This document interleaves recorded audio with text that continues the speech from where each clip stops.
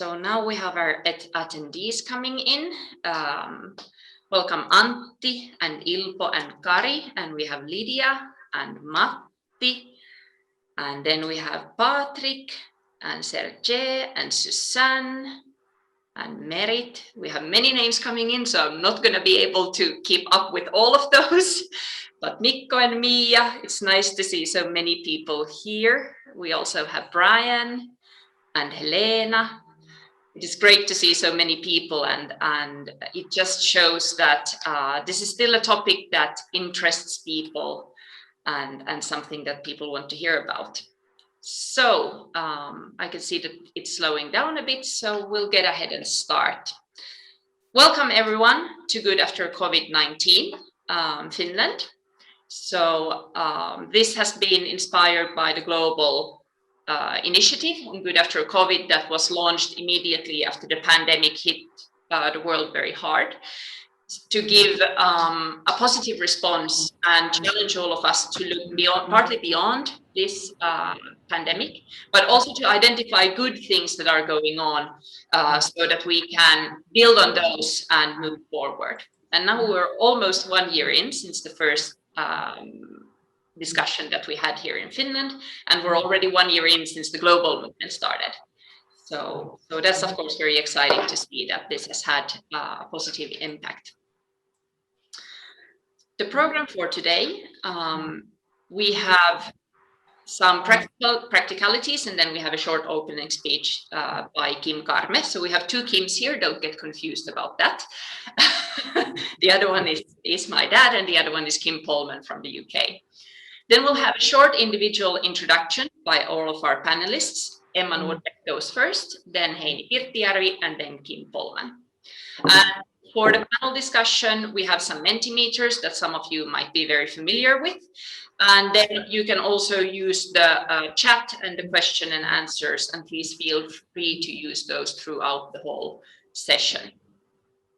And then we have Herbert Lundström that will give some insights also during the panel discussion, and Kim and so Dad Kim and Herbert are the ones that will be looking also at the chat and the question and answer and bring in those parts. This seems to be an adventure to the north, as people haven't been able to travel for a long time. It seems to be that globally people are still very willing to do an expedition or an adventure to the north, which is very inspiring, and we're always welcoming people with an open mind here. So that's nice that that keeps happening. Some practicalities: the microphones and the videos of the participants are muted and the video is off. So no need for you to think if you're still in your pajamas, that's okay. The camera is not on, we can't see that. If you have questions during the first part, and during the whole presentation, you can raise your hand, you can use the chat, and you can use the question and answer. And if during the panel there's a need, we can always from here give you the permission to put your camera and microphone on. But usually the question and answer and Mentimeter has been sufficient. And I will be working as moderator, so I will give the word to the panelists as well. And yeah, so that's about it. Without further ado, I'll give the word to Kim Karme. So Dad Kim. Thank you, Tina. We are sitting in the same office, but in different rooms, so we can connect very well. But dear all, it's my honor to open this Good After COVID-19 Finland webinar again. And I want to say that during these webinars, we have learned much and many. To me, this journey has not only brought the knowledge and a new way of thinking, which as such is valuable, but the most valuable have been to learn to know the persons having these valuable thoughts in all these webinars. Although these meetings have been virtual, most of our speakers have also participated in them from distance. It has been unbelievable how mutual support and trust have been developed among us. I hope we also have been able to transmit this to the audience. I believe this has happened, as I have noticed we have returning participants in the audience. So something good must have been transferred from the webinars as such. And as we know, making virtual meetings beneficial has been important during the pandemic, but we all already know that it will be important after the pandemic as well. So today we are revealing the secrets. We have excellent panelists and speakers for this, and looking forward for our audience also to be active and making questions which pop up in their mind. So welcome everyone, and over to the webinar. Thank you. Thank you. So without further ado, I'll introduce our next speaker, which is Emma Nordbeck. Emma Nordbeck has also been the one that presented during our first Good After COVID-19 webinar in Finland. And she has a long and extensive background in looking at virtual teams and virtuality, which of course during the pandemic got a lot of interest as we had to move to virtual surroundings quite rapidly.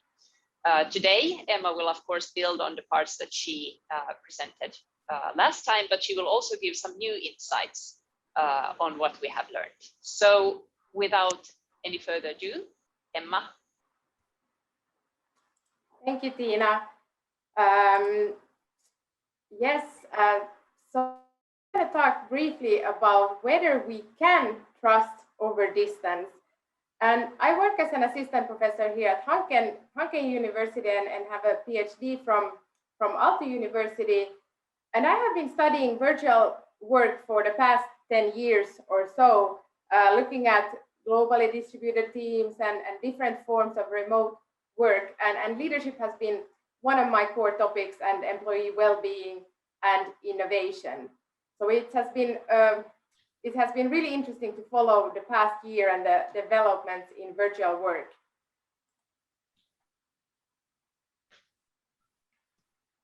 And what we know based on research is that trust is key for any virtual collaboration to happen. If there is not trust, then the team and the collaboration cannot glue together and work together. So trust is essential in virtual work. On the same time, we know that trust is one of the main challenges when working virtually. So it's very difficult to trust over distance. Well, this is an interesting dilemma, right? Trust is very much needed, but it's very difficult in virtual work to achieve. And I became intrigued by this topic some time ago, and together with my four of my professor colleagues from around the world, we actually started to analyzing all previous studies that had looked at the drivers of trust in virtual teams. So we collected 77 studies with in total 4,925 teams and looked at things that leads to trust. And we found something really interesting. Not really interesting from a research point of view, but from a practical point of view. Things that led to trust in virtual teams also are the same things that leads to trust in co-located teams.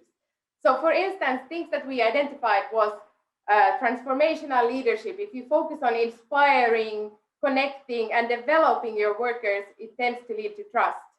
The more cohesive the team is, the more connectivity you have, social connectivity, the more trust.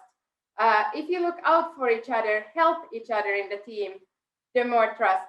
The more cooperation it is between people, the more likely trust is to be born. And also, the longer you have worked together in the team, the more trust. So, and we also analyzed articles from co-located teams, and we found that these same things matters. And that's kind of boring if we try to publish this paper, because you usually want to find some differences. But from a practical point of view, this tells me something really interesting. And that is that trust actually starts from you. So if it's the same things that leads to trust, it's you that have to take a leap of faith into trusting your colleagues over distance. So you have to switch on the button and decide that I'm going to trust people, even though we are far apart, even though we collaborate over technology. The relationships are the same, but it starts from you and taking a leap of faith into trusting. And so COVID-19 has been an kind of unexpected storm and a huge experiment of swift trust.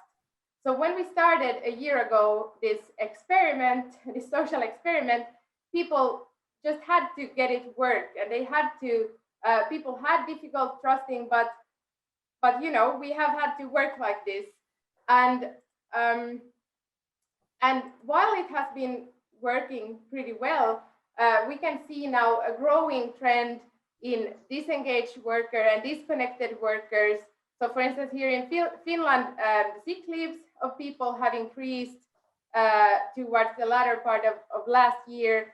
We, in my own research and another Business Finland funded project here in Finland, we found this increasing disengagement and social detachment of people. So we start seeing a trend that it's even though some people are continuing and liking to work remotely, we also see this kind of increasing detachment of people and kind of people wondering, why am I here? Who am I working for? What's the purpose of my work? And in many instances, it feels like leaders have even disappeared.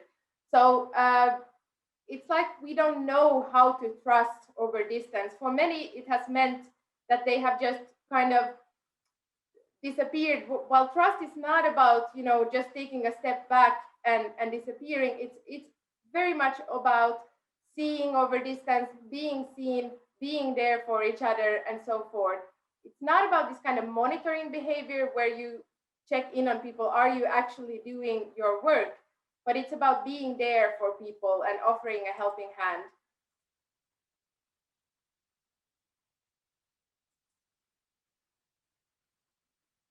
So people have become detached, and now we need to connect them again. We need to re-energize and regain purpose moving forward. Thank you. Thank you, Emma. Great way of opening the conversation and the discussion, and many interesting points. So we are still facing challenges, but I think that this point of it starts with you is quite empowering as well. You can make a choice. Kim, you have already unmuted. I'll give a brief presentation. So Kim Polman has also been very involved in the global discussion around Good After COVID. She has been there since the first fishbowl and throughout all of them. So she has a good knowledge on how it has been looking from the global perspective. But in addition to this, she's the co-founder of an interesting organization called Reboot the Future, with thoughts on how we can start working and get more inspired about a sustainable world. Kim has also, during the studies that I've done, been the one who's been in charge of our Leadership and Nature course, which was a very different approach to leadership and different approach to how to work and manage things. So Kim, I'll give the word over to you. Welcome, and it's great to have you here. Well, thank you so much, Tina, and it's super fun to be here to a good after COVID-19 in the Nordic countries. Yesterday, we had our 10th Global Fishbowl, which was a plenary session inviting all of the people who had been involved in the previous nine fishbowls. It has been a year, exactly a year and a day since we started these, and who would have imagined that a year later we would still be in lockdown in many places. So yeah, it's adjusting to the virtual world has been a challenge, but at Reboot, Actually, we found that it has worked very well for us. If I could just explain briefly why I started Reboot the Future. It came about because I co-published a book in end of 2016 called Imaginal Cells, Visions of Transformation. And the premise that the book is a collection of essays that were written by various people around the world who are solving the issues of the world. And we had them write about their issue, but also in the context of the Golden Rule. So in Christian words, it's do unto others as you would have them do unto you. But there are lots of different versions, and this principle is very, very ancient. It goes back thousands of years. And a lot of just about every religion has it as its foundational principle. And of course, trust is a key component of this. So we published the book and then launched it at Davos in January 2017.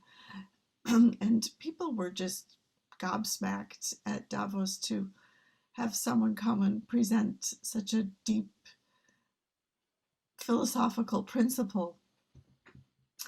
And so then we thought, oh, we do have to take this out there. So that's why we started Reboot the Future, to really take this, because what the book does is take this simple principle, which is usually applied to personal relationships, of which trust is foundational, but also applies it to the big principles, the big issues of the world. And I see that you have behind you, Tina, all of the SDGs. And in fact, where did my ring go?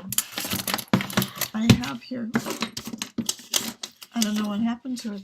I have a beautiful pin that we made that has the SDGs in a circle, and then we encircle it with a golden ring, because you can't fulfill the SDGs unless we live the Golden Rule. So we've taken this forward, built Reboot the Future, and we do. So shall I talk a little bit more about the Golden Rule, Tina? Yeah, you can take a minute for that. Yes. Okay.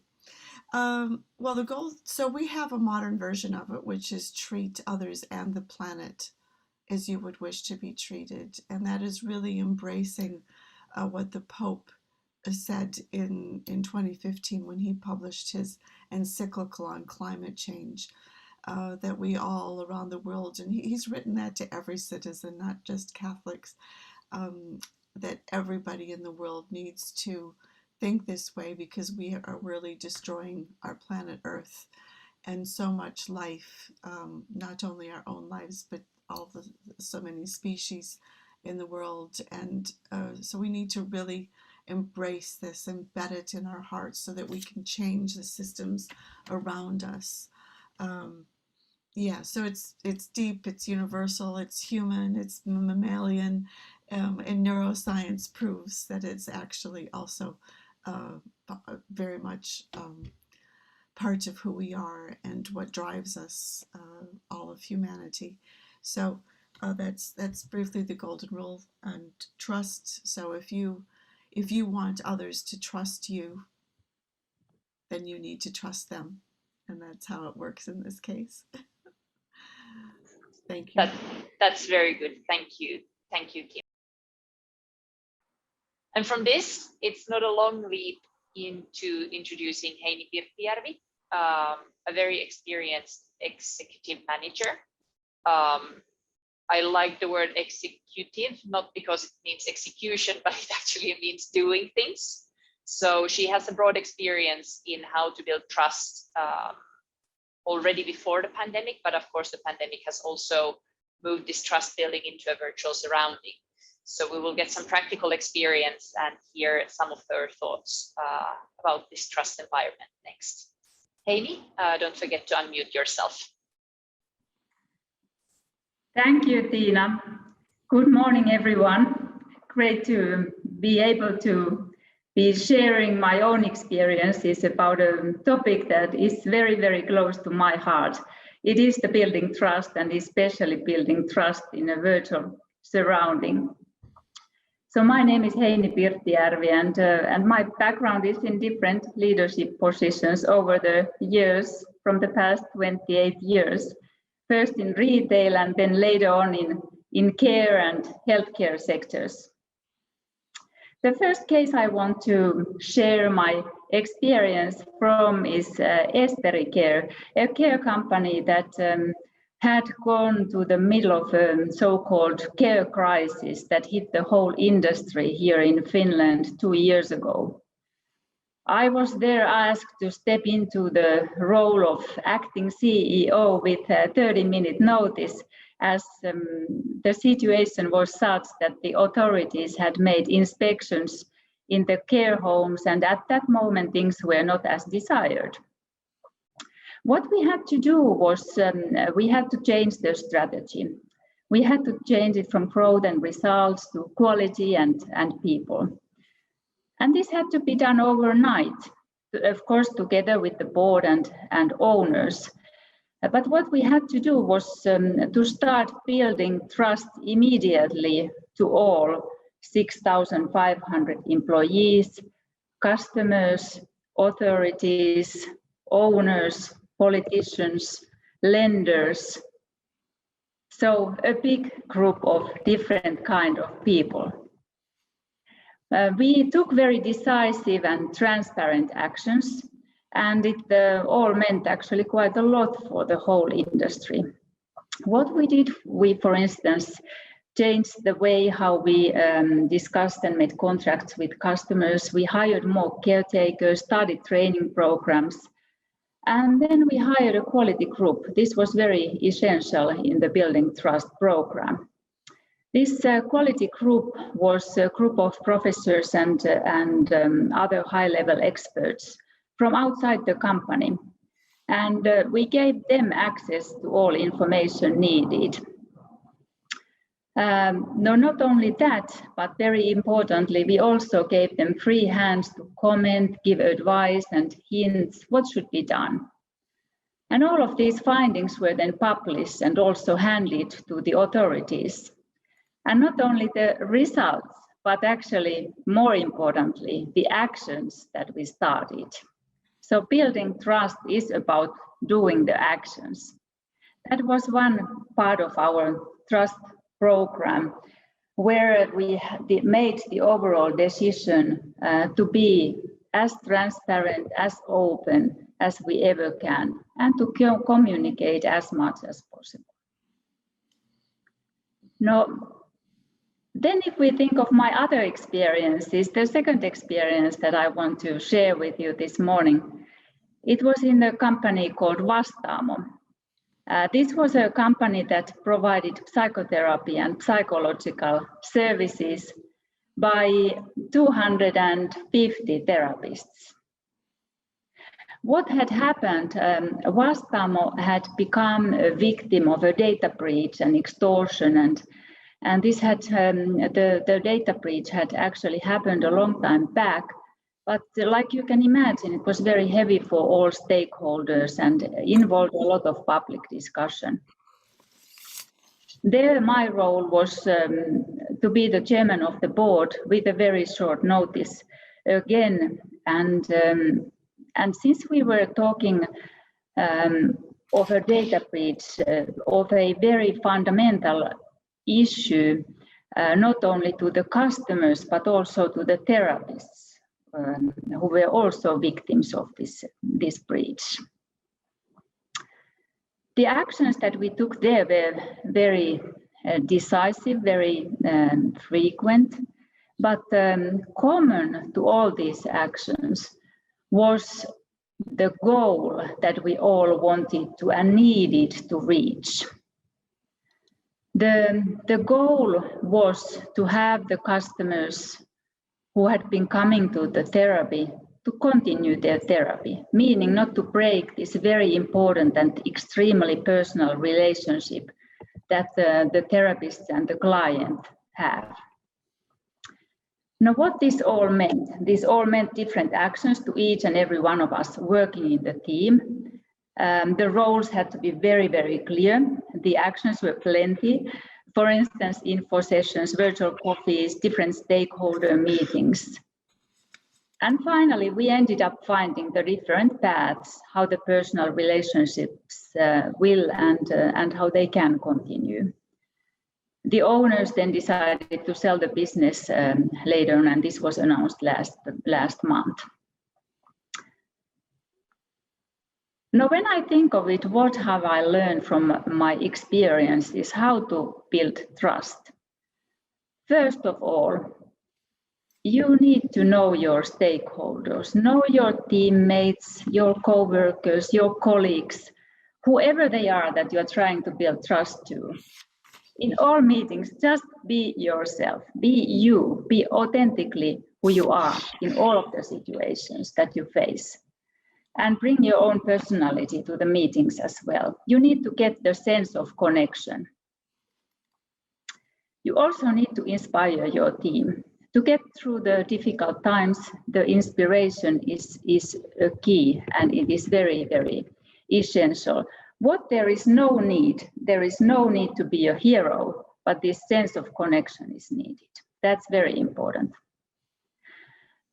I've heard many times how difficult building trust virtually is, but if you think of it differently, think of the cases when you are on an online meeting and you have seen your colleagues' dogs and saunas and kitchens and children, and that all brings authenticity to your work or to the relationship, and that helps quite a bit in the building trust.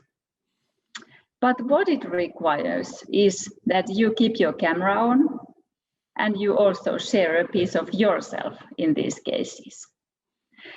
But you need to plan, you need to schedule, you need to have one-on-ones, coffee sessions, and you need to take time to actually socialize virtually. That is just a fact. You need to put time in that. Now we all know that remote working it's here to stay in one form or another. So it's good to find those ways that are actually suitable to you yourself, not to your neighbor or somebody else. So I think it would be quite interesting to know what have your ways of socializing been virtually. We'll do a small exercise here. Tina, will you take the word for a moment? I will. So as you can see, we put up a Mentimeter. And the idea with this is that you go to the address menti.com. And when you go to that address, you can enter the code that for some reason it doesn't allow me to see now at the moment. Let's see if I can. There we go. So go to the web address on your phone or on your tablet or on your computer, menti.com, and enter the code 54588515. And when you enter it, it will ask you this question. And this is an open-ended question, so you can type in slightly longer answers, and then we will collect them on this site there. So you can already start answering, and then we'll continue with Heine's suggestions. So we'll allow some time for you to get into the web page and submit some answers. Okay, so whilst you are submitting your answers you can do that as we go on. But just as an example of building trust, give time, ask questions. It's obvious to some of us, but not all. And you need to remember that in the virtual surrounding, input is very, very important. It's not just that we want input, it's actually needed. And that's important in a working team with your teammates.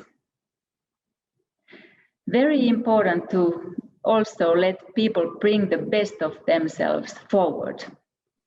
And it only happens when you give room to it. We will come back to these answers later on, but you can keep on pushing them through. Now, secondly, what I feel and what I know from my experience, what is important in building trust, it is that you need to share the goals that you are aiming to. You need to share the common destination. What are you aiming to, and focus on that. And this has been in those places where I've been working at a very important part of building trust. When you share the goals with your team, but you also need to share them with whom you are cooperating. They need to know what is the goal that you are all aiming to together. And you need to communicate all of this openly. If you look at the same thing from the other side, and if you think of a situation that you do not know what the others are aiming for, it does take trust away. So if you think of this from both ways, it's definitely worth doing. Now, thirdly, when you think of building trust, it's about communication.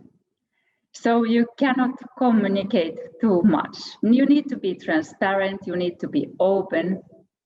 These are many times the words that are used in communication, transparent, open. But I also want to add the word authentic and authenticity. It really is so that you shouldn't hold back who you are, just be you yourself.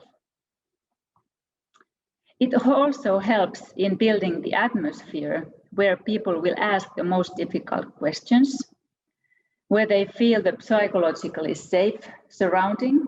And it's not only about your team, it's also about your customers, the authorities, the ministries, the partners, banks, whoever they are, that you need to build trust to.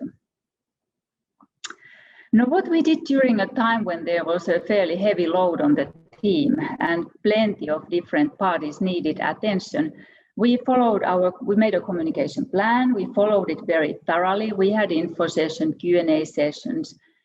All of these were scheduled for 3 months ahead, so that every single person knew when more information is available. It was clearly marked in the calendars, and all the other times the teams could keep on working towards the goals by doing the actions that we had agreed on.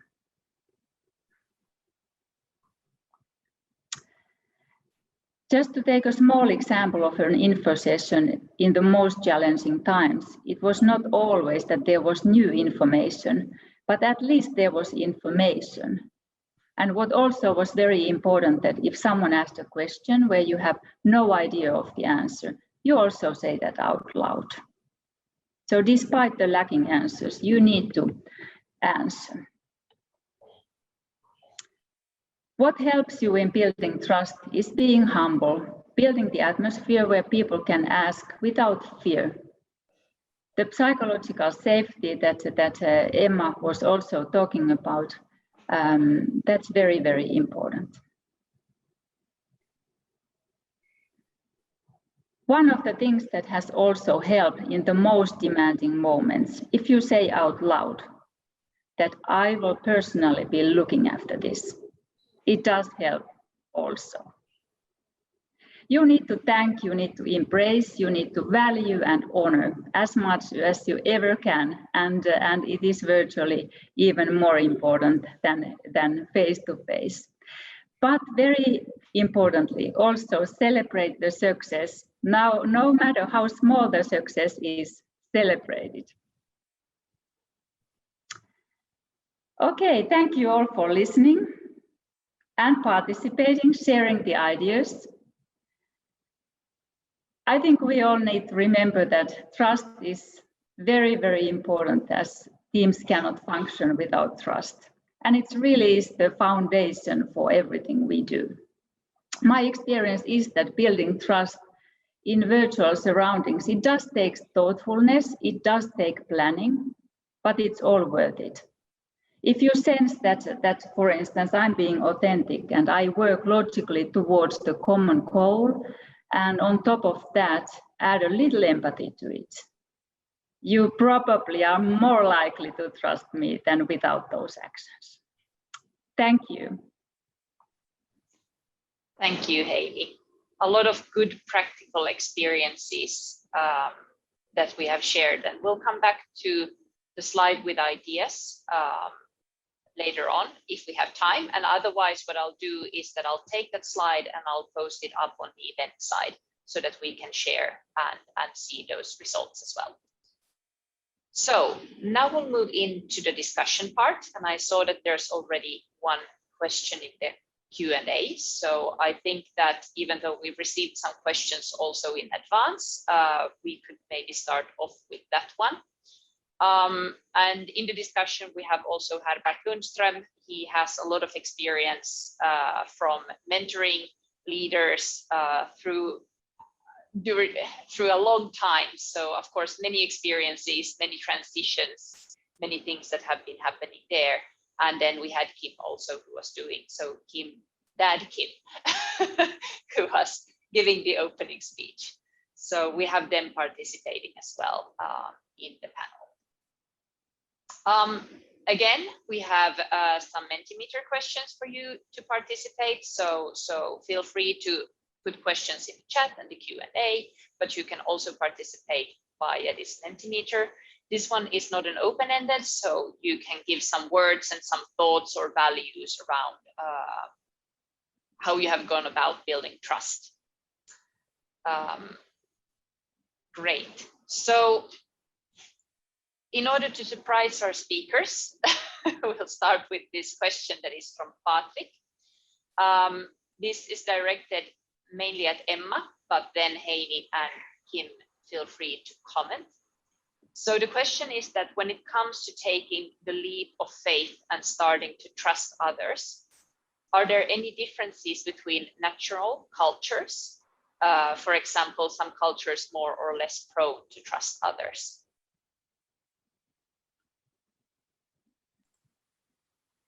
Thank you so much for the question, Patrick. I think this is an excellent question, and yes, there are some differences between cultures, but there hasn't been so much research on this. So this is actually an excellent topic to do more research on. But if we take these more communal kinds of cultures, it's easier. It comes more natural for people to trust. Or if we go into some cultures which tend to be more individualistic, where you look out for yourself more.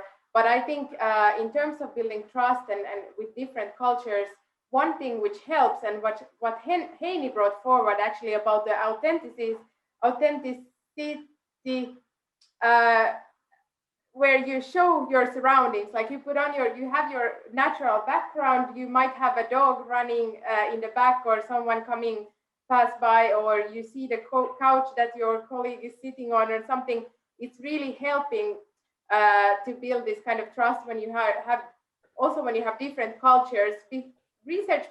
Prior research has actually found that these kind of site visits, when you go and visit people in different locations, help to build this kind of situated understanding of your coworkers and how their surroundings look like, what kind of person and so forth. Now, when we don't have site visits, putting on your video and showing your home, it's almost like a even more personal site visit in a sense. So I think it's really important to, if you are comfortable, not blurring your background, but showing actually the real surroundings.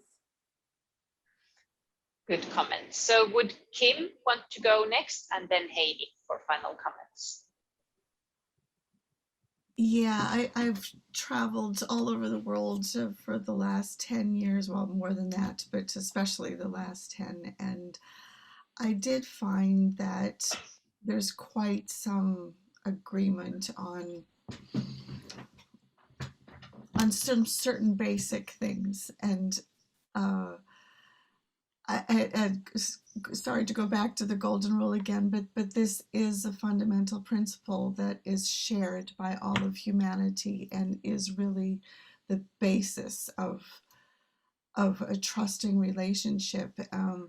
There's a lot of difference, of course, in details in how you speak to one another and what the customs are and traditions for building it over time. But initially, we are really grounded in this common principle and can build from there. So yes, as I think it was Heine who was saying the very first point of hers was to get to know the people that you're dealing with, and culturally that's definitely true with all the variations around the world. But I think we can start from this common principle that we do hold in common, that we all want to be trusted, and we all want people to be honest, and we all share that value worldwide. Thank you, Kim. And as I look at the results here as well, I can't help but come to think of one thing that Heini many times is emphasizing. It's something about ears and mouth. Would you want to share that, and if it links to this in some way? If I can continue actually on what Kim said, if that's okay, Tina, Absolutely. for you. About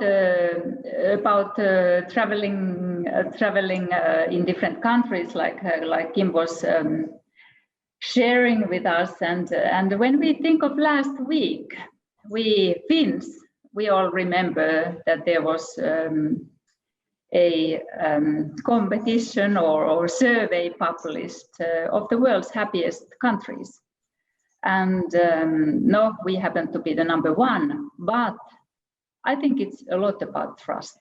And I think there you see quite clearly what the difference is between different cultures are, how people trust, how they trust the authorities, etc. when you go deeper down to the whole survey. And I think that the trust plays a very vital role in that happiness survey. And in that we saw quite clearly that there is big differences between cultures, just to bring that as one view up. That's a very good point. And of course, as Finland is the happiest country, there is a high level of trust, which does not necessarily, you can't necessarily see that in other countries. I see that there are other questions coming in as well. And as I see Lydia's question, we'll move into that one, but there was also a question to Heini, if the golden rule if it can help or if it has any place in a situation of crisis. What are, Heini, your thoughts on that? And then we could take a brief comment from Emma and then from Kim.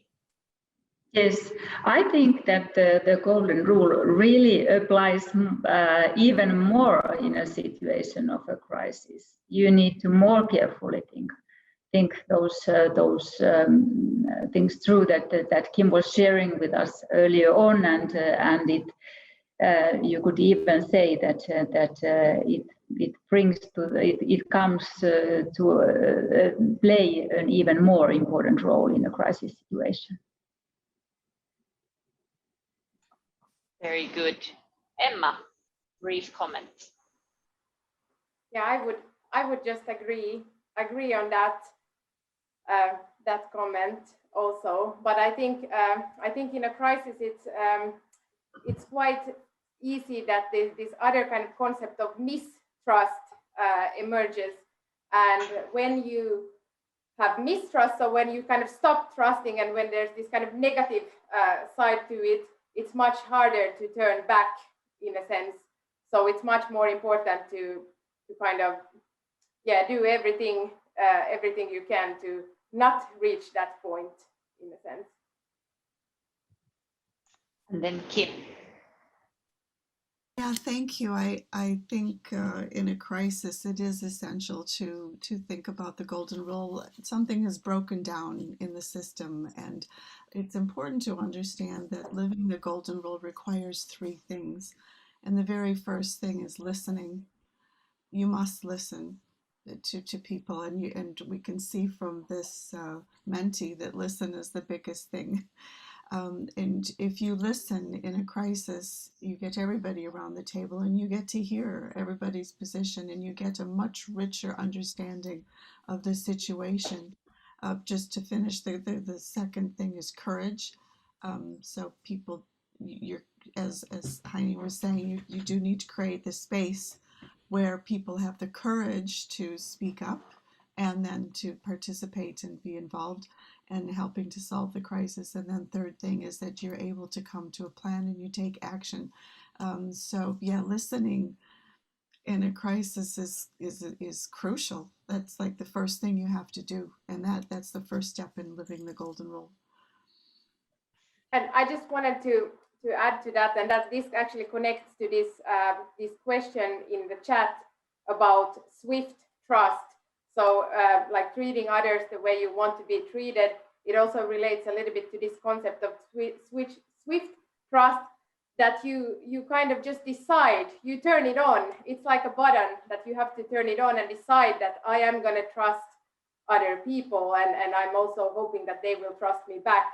So this really much relates to this question in the chat about swift trust. So in a virtual environment, it's you really have to take this kind of leap of faith, which I talked about in the beginning of my presentation. That's a good comment. So slightly in relation to this, that the golden rule might be a tool, Herbert, would you mind asking Lydia's question? Yes, of course. Herbert, you're still muted. Just a second. Are you hearing me? Yes. Great. Well, that's a very, very, very big question, because of course, if the culture is toxic, what's the reason for why it's toxic? Are leadership breaking their promises? Do we have strong egos that have diverse opinions of strategic aims? Is the management misconducting with their communication, with their behavior? There are thousands of reasons why the environment is toxic, but basically I think what Heini said in her presentation, the importance of being human, empathic, and all those things. You have to be a very good listener first to come to some conclusion. Why are people in a toxic mood in the team? And it's from that point of view where to start. You have to have some idea what is going wrong, and that is the first thing. You have to come to some conclusion. Why are this team not aligning about things and struggling and even being unpleasant to each other? And from that, then there are different ways that you can do. First, of course, you start to do it internally, but if things are bad, I also think that what Heini said, that they had external help coming and see and analyze the situation could be a very good idea. So it's a very, very big question, and it starts somewhere. And if you don't have that clear for yourself, what's the basic problem here, then you can even make things worse by doing the wrong things for the right thing, and vice versa. So from that point of view, be very careful and be open and listen and talk to people, and do a management by walking around, speaking people in an unsocial manner, in their private mood, so you are not sitting in meetings and try to come up with what's all about.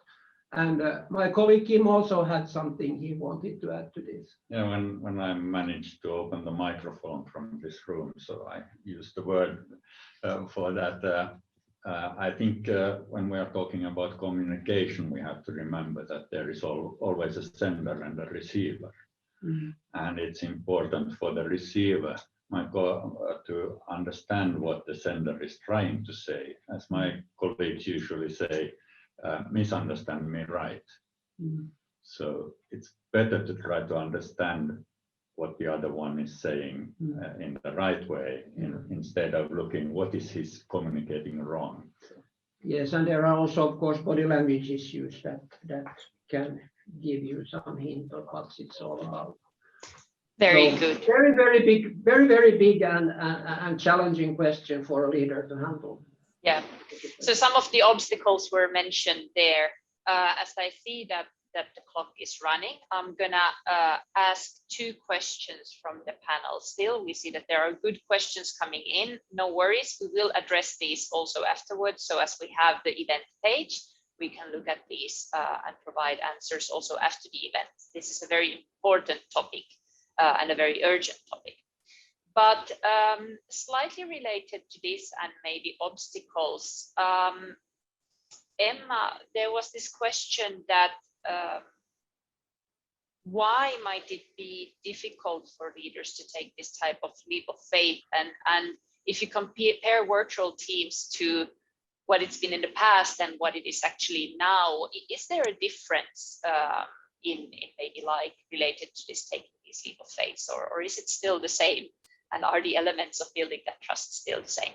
So we'll start with Emma, and then we'll take a very, very brief comment from Heini and Kim. I think I got a bit lost there what the question was, but because it was 2 questions. What was the first one?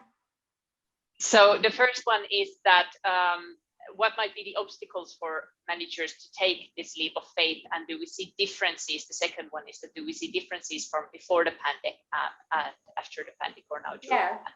Well, I think there is this mental block in our minds about when you don't see people, you don't know what they are doing, and you think that they might be doing other things than work. So I get this comment from managers quite often that how do I know that they don't start doing chores like the dishwasher stuff and things like that, and then that's when I usually tell them that that's actually like a healthy break during the workday, to take a few minutes away from the computer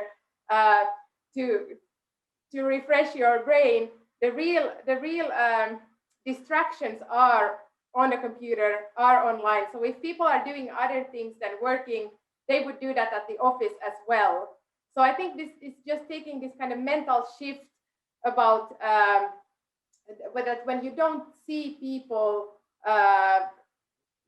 it's difficult for some people, but in reality, you don't see them at the office either, like in the sense that you don't see what they are looking at on their screens and things like that. So I think it's this mental shift that is hard for people, for managers. Sounds fair. Heini, a very, very brief comment. Yes, it does take courage, and I'm taking this emptying the dishwasher as an example. That if you need to worry, if you are worrying, if your people are emptying the dishwasher during the workday, they are doing it, and you are on the wrong path if you are trying to deny them to do that. You need to concentrate and focus on what needs to get done, not on the fact if they are emptying the dishwasher, because I'm 100% sure that they will do it during the day. We can get into deep discussions on this, but to be brief, there is a huge difference between the COVID season and what will happen afterwards. We have taken at least a 10-year leap, but I think we have taken a 20-year leap, and a leap that we would have never ever taken otherwise, because people are different. Like we see, people are worried about the dishwasher being emptied. That will happen. The ways of working have changed, and we need to live with the new ways and find the best out of those. Thank you. And Kim, a brief comment on this, and then I'll finish off with this, the most difficult question of all of these for you. But as you are working on Reboot the Future, we wanted to ask you that what do you anticipate will happen? So what are the biggest learnings that we will realize maybe 10 years from now from the pandemic and from this trust point of view? So if we think in that we've been in the time machine and we're 10 years from now, then what will we be looking back at? Well, I think that we've learned patience. And who would have thought that we'd still be in this situation? I know there were a few experts that did, but patience, and I think patience is incredibly important for building trust. I'm not sure I understand the question about swift trust. Yeah, when you're starting a relationship, you have to go and, take that leap of faith. But to really, really understand and feel that deep trust takes a long time. So that's patience, and I'm sure that everyone has learned patience through this.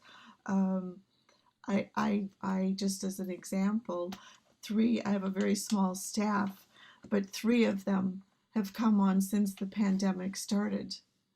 So I've met the new CEO. He started a year ago. A few times taking walks here in London, but other than that, he's seen the whole rest of the team once, maybe twice, but it's all, and everybody has a huge feeling of trust for one another, and whether they do their work or not, you can see in the output. So I think we've learned that a lot can be done virtually, and we don't have to just travel like crazy everywhere to build build the teams and build the trust. So I think that's super important, that we don't have to travel as much as we thought we did. We've also run a series of discussions called Imaginal Conversations, which are small groups of people, 10 to 12, and we go very, very deep into their hearts and what's really on their mind. And these are 2-hour or 2 times 2-hour discussions, 3-hour long. We change the format, but there's no superfluous talk in this. There's no chit chat. It's very, very deep and profound, and people are very deeply moved and very thoughtful reflections in that. So this is again a lesson that we can. It's about creating that atmosphere that Heini has talked about, creating a space where people can trust one another and be open and authentic, and bringing yourselves in a way. Sometimes it's a little bit easier because we're only seeing this much, and we're not judging each other. We're not judging people on the whole rest of their dress or how they're sitting, how they're using their arms. It's just what they're saying, and that there's a certain richness in that and power. Yeah, I mean, I could go on about what we've learned in COVID, but about trust, I'll stop there. Yeah. So we have many things that this could go into, and I kind of feel that maybe we need to have a different session and deep dive into some of the things that have been discussed here. But this is a very important topic, and rest assured there are many questions, and we're very grateful for that. We will put those questions out to our panelists and try to get some thoughts or some answers or where to get started, and put that up on the web page. We have for now, as we have planned, one final session for this spring, Creating Inspiring Futures. So thank you, Kim, for bridging well into this topic. And this trust is definitely something also, if we want to dare to dream and reimagine things, it requires a lot of trust. And we are going to have to find creative ways of doing this in the virtual surrounding, at least for some time. Please feel free to reach out to us on topics that you find interesting, or any questions or ideas that you have. We're very open to hear them, and we're very grateful for all of the feedback that we've been getting, all of the comments, all of the ideas. This has really turned out to be much more than we dared to imagine when we started. So we're really glad to see that all of this energy that we can sense is getting directed towards making things better. And that's very inspiring. So let's continue to gather this energy and work towards something better, more resilience, better trust, And also this connectedness is something that resonates very well, at least with me. Our family is growing. This has been an amazing journey. It will continue to be an amazing journey as well. As always, we're very grateful for the insights that the panelists are giving. It's good to remember that all of this is done completely on voluntary work, so all of our speakers are here out of goodwill for all of you, and all of the people working in the background are here also completely out of goodwill with sharing their ideas. And none of this would make any sense unless we would have a great audience as we've had today. So a big thank you to all of you for taking this time and participating and allowing yourself to take some time to reflect on trust. And the webinar ends here, but we'll leave you with this final question related to this. So feel free on the Mentimeter to give your thoughts on if this has inspired you or if you felt that you've got some useful tip. And as we respect psychological safety, it is completely fine also to say that you still feel unsure on how to do this. That's valuable feedback for us, and we will also then try to give some more support and ideas. So a big thank you to everyone. We hope to see you at our next webinar. The recording will be posted soon, and we will put it also on the event web page. So a big wave and a big thank you from all of us. Thank you. Thank you. Thank you. Thank you. Thank you. Bye-bye. Thank you, Tina. Thank you.